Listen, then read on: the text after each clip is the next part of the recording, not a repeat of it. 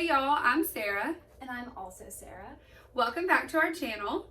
Today we're going to be talking about consent. To start, let's define what consent means. It means an agreement to do something or permission. And today we're going to be specifically talking about consent for sex or any sexual activity. Now let's go over what does not equal consent. So just because you're in a relationship with someone, it does not mean that you automatically have consent from that person. It doesn't matter if you've done something with that person before.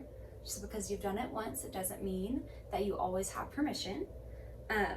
If they say yes to one act, that does not give you permission to go all the way. You need to make sure that you're getting consent for every new act that you're doing. And it doesn't matter if they said yes and then changed their mind. It doesn't matter how far you've gotten.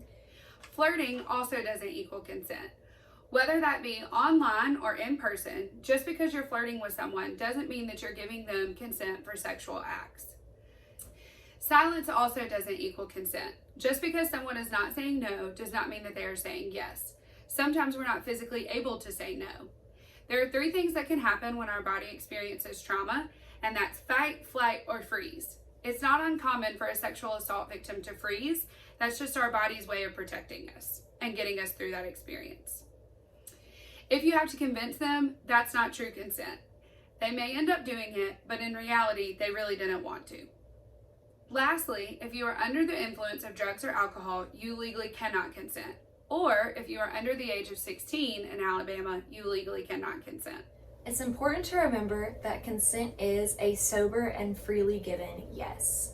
And if you or anyone you know think that you may have experienced a sexual assault, be sure to reach out and get help, because it doesn't matter how long it's been since the incident occurred, trauma doesn't just disappear. So we'll link our website and our crisis hotline in the bio. Thanks for watching, and we'll see you again next Wednesday. Don't forget to like, share, and subscribe. See you next time.